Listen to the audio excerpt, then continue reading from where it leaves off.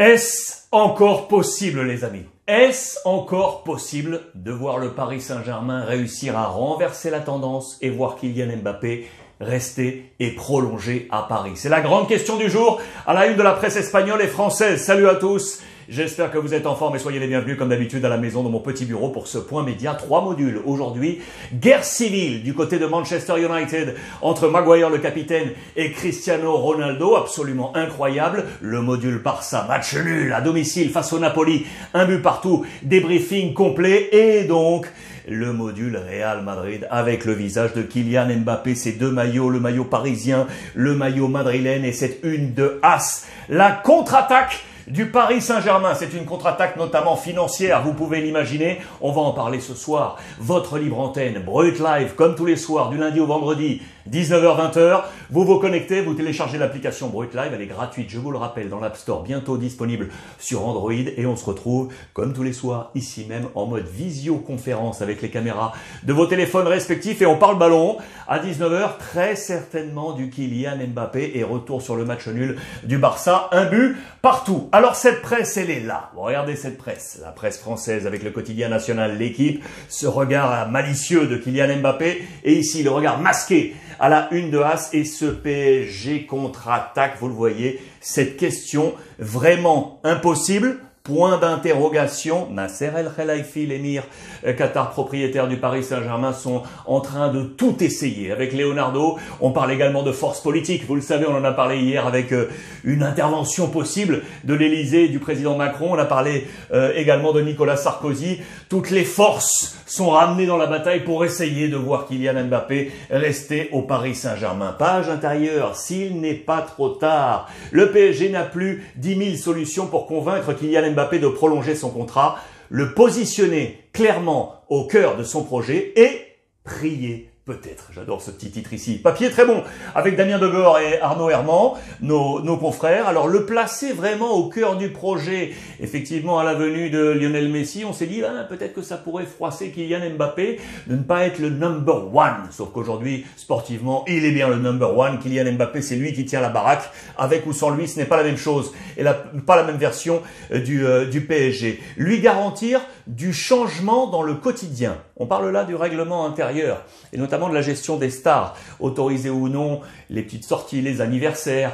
Vraisemblablement, on veut de la règle, de la rigidité. On veut trouver de la part du staff et des membres de la famille Kylian Mbappé un secteur où tout est bien cadré et où on comprend bien où on va avec le PSG. Quel est l'objectif sportif d'aller chercher des titres? Bien évidemment, c'est ce que veut aujourd'hui Kylian Mbappé pour devenir le futur meilleur joueur de la planète après les Messi et les Cristiano Ronaldo. Ces sanctions de stars, cette gestion du quotidien, ça on en parle ici. Et puis le placer également comme grand artificier numéro 1. Il y a toujours ces polémiques, vous savez, pour frapper les coups francs, frapper les pénaltys. Et si on plaçait Kylian Mbappé comme number one?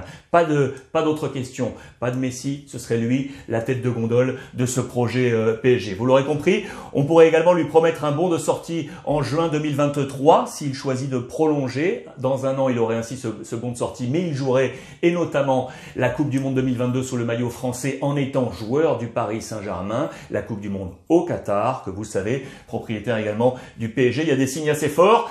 Le défi est de marquer l'histoire du club. Il est en train de tout casser au niveau des chiffres de buts marqués, de passes décisives et autres, devenir l'incontestable plus grand buteur du Paris Saint-Germain. Voilà des défis qui pourraient peut-être permettre au Paris Saint-Germain de convaincre Kylian Mbappé de rester. Et puis il y a bien évidemment la conviction économique. Le journal anglais, je vous en ai parlé hier, The Independent, parlait de sommes complètement folles, reprises notamment par l'ensemble des médias ici en France. Sur la toile digitale, vous pouvez notamment retrouver ces montages avec, regardez, les émoluments que toucherait avec ce nouveau contrat Kylian Mbappé sous le Paris Saint-Germain. On parle de 62 millions d'euros à l'année, les amis. 62 millions d'euros à l'année, ce qui revient à minute à près de 120 euros. 120 euros par minute, un peu plus de 7 000 par heure, 170 000 par jour, 1,2 million par semaine, 1,2 million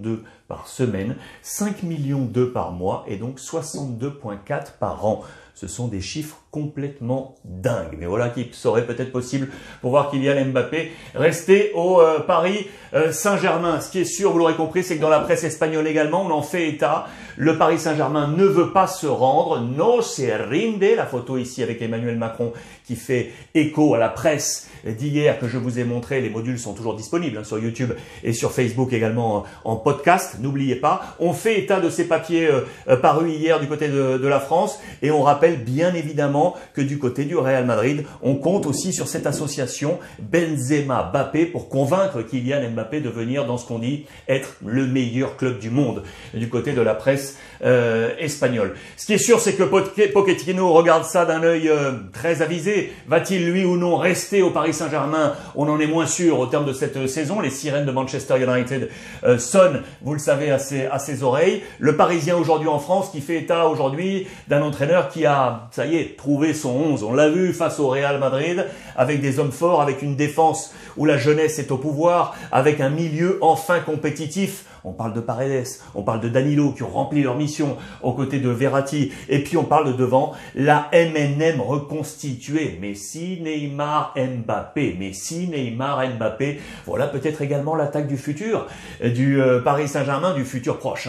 On pense à l'âge également de Lionel Messi. Mais en tout cas, Pochettino a trouvé son équipe. On est ici, vous l'aurez compris. Côté Real Madrid, parce qu'on va déjà se projeter sur le match retour. C'est dans 3 semaines. Je vous le rappelle, il y a des échéances avant. Il faut conserver le leadership avec la pression des clubs andalous et notamment le FC Séville et le Betis Séville. Ce week-end, rendez-vous face à Alaves. Pour Carlo Ancelotti, voici quel serait son 11 probable. Tout le monde est là. Tout le monde est là. Donc, Militao, Alaba, Carvajal, Mendy, Courtois, Casemiro, Modric, Valverde qui serait ici titulaire, Rodrigo ou Asensio, c'est toujours le débat sur le flanc droit, Benzema et Vinicius qui seraient donc, et notamment Karim Benzema, à 100% pour reprendre ainsi la compétition. Et on a besoin de lui car vous le savez, on n'arrive pas à marquer. On est aveugle face au but. Un seul but marqué sur les 4 derniers matchs. Un seul but marqué sur les 4 derniers matchs en plus de 50 frappes. 50 tirs, un seul but marqué. Attention, l'absence de Karim Benzema avait trop largement pesé